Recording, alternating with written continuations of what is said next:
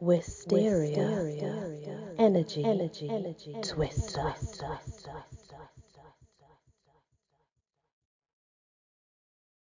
Hello everyone, welcome back to my channel and the Fae.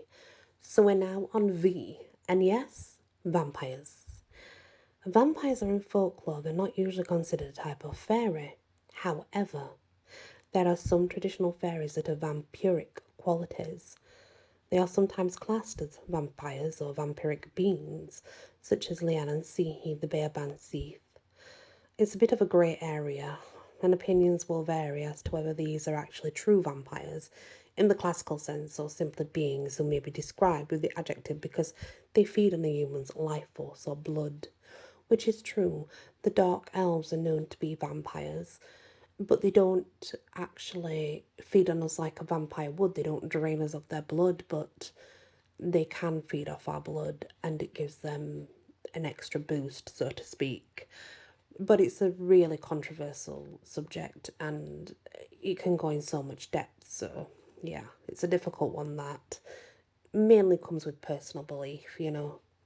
So we're heading straight into W because obviously we only have the vampires. We're at the Wee Man.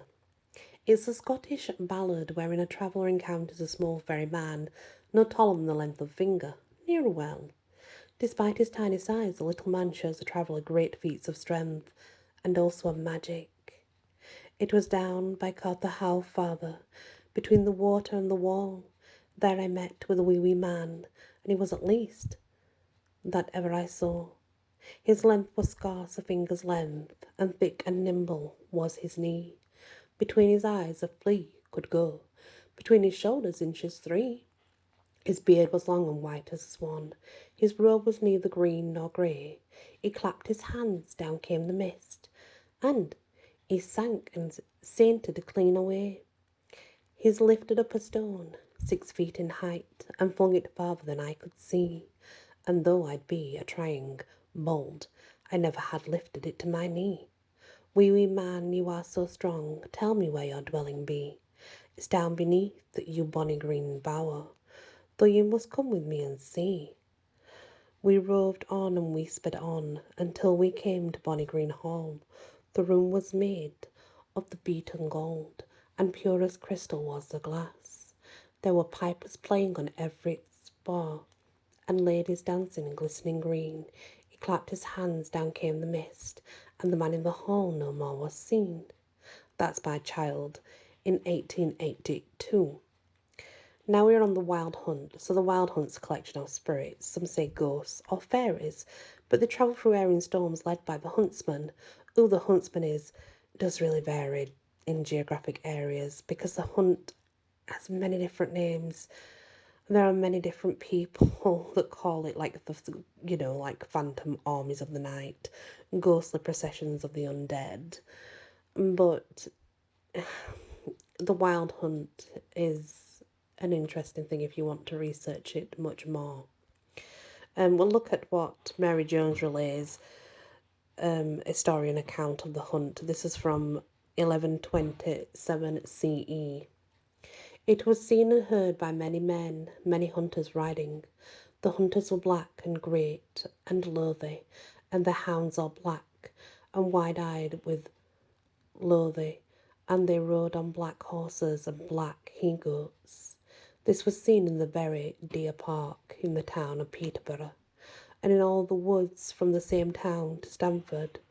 And the monks heard the horn blowing, and they blew that night.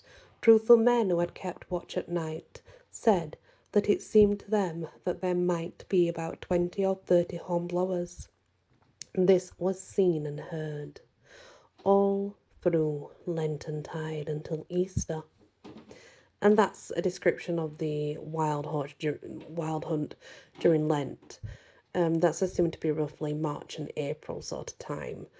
It just varies. But like I say, whether you speak to regarding the wild hunt, I mean, they are a procession of fairies or spirits that go across tooting their horns and creating this wild hunt, like, hounds chasing a fox, etc.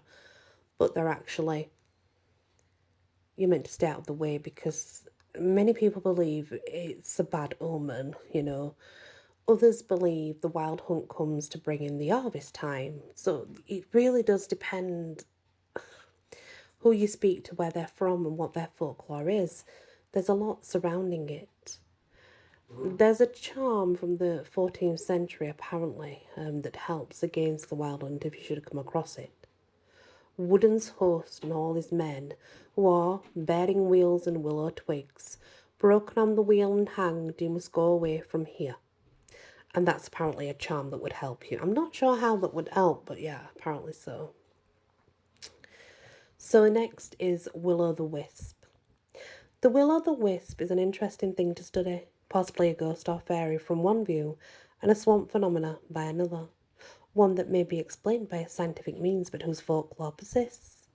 It is debate even today about whether the will-o'-the-wisp is supernatural or natural occurrence, and explanations for it include both optical illusions as well as spontaneous ignition of swamp gases. There is also a rich array of folklore around it which offers many explanations of it from the viewpoints as well as stories of dealing with it. In recent times, it's become more common for people to see will-o'-the-wisps, and many accept the scientific explanation, although science itself has never been able to reproduce or measure them successfully. When the phenomena appears, it can be as small as a candle flame or as large as a torch, pale or bright, and the light will reflect off nearby objects. Colours can vary and may include green or white, and the phenomena has been seen passing through windows and doors inside buildings, although it is most commonly seen over or near water, particularly swamps. Explanations for what causes it include bioluminescent plants and animals, gases given off in the process of decay, bubbles or plasma, although no single theory has ever been proven. In folklore, the will-o'-the-wisp has many different names, which are indicative of the folklore attached to it. The common name of Ignis Fatuus in Latin for full fire. It's also known variously as Bill with the Wisp and Hobbyliddle's Lantern, Jack-o'-lantern, Jenny with the Lantern, Jenny Burnt Tail, Peg-a-lantern, Joan in the Wad, Kit in the Stick or Kitty Candlestick, Kitty with the Wisp, the Lantern Man, Picket Friar Rush, Gilburn Teeth, Hinky Ponk, and Hobbit Lantern. It's possible that, like so many other types of fairies, we are not looking at one specific being, but rather a range of beings, who all fall under the umbrella term of will-o'-the-wisp, because of how they appear and what they do. In that case, any being who shows up in the dark of night bearing a light to mislead travellers could be a will-o'-the-wisp, even if we know it is another distinct being, such as like the polka. The nature of the will-o'-the-wisp can be either mischievous or malicious, depending, and they have been known to both lead travellers harmlessly astray, but also to lead them to their deaths.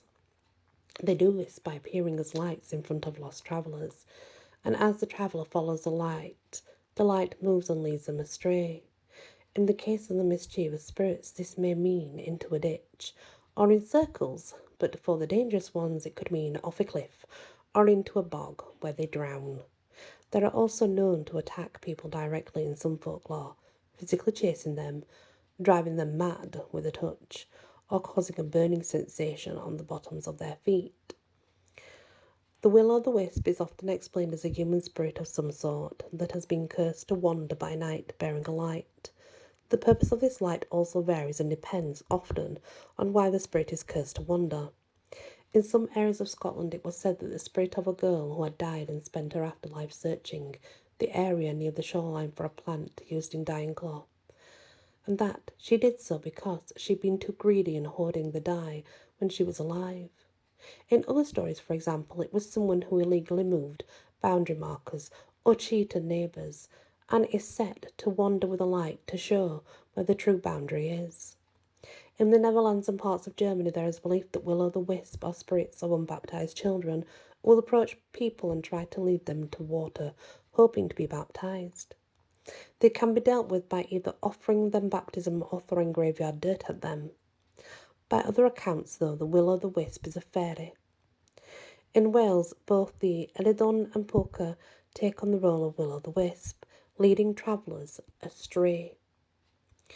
So yeah, and like I said, there's many different stories you can find regarding Will-o'-the-Wisp. They're all over the place. Beautiful to look at regardless. The next is witches. Witches and fairies have a long and complicated relationship with each other. Both Irish and Scottish witches were said in some sources to learn and gain their powers both of healing and harming from the good people. Many Scottish witches made did not gain their powers and knowledge from the devil or classical European witches were known to, but actually most witches they learnt by dealing with the fairies and sometimes by pledging themselves to the fairy queen. In Scotland, fairies were said to give elf shot to witches and sometimes direct the use of it against other humans. In Ireland, the witches were not known to use elf shot, rather having a reputation for blinking or putting the evil eye on cattle or people instead. But there were other similarities between Irish witches and fairies, and it was said the witches learned from the fairies. And that's what's believed in most folklore. Most folklore believe that witches learnt from fairies all the magic that they need and whatever they possess. But anyway, guys, that's the complete encyclopedia of fairies done. There is no more. I hope you have enjoyed all these mystical fairy beings. But when we come back, we're going to do some more beings. Now, when I say more beings, they will include things from all over the world. So it will be interesting to see how many fairies fall in that category too. Please hit the like, share if you can, and also consider subscribing. Many blessings. Wysteria, energy, twister.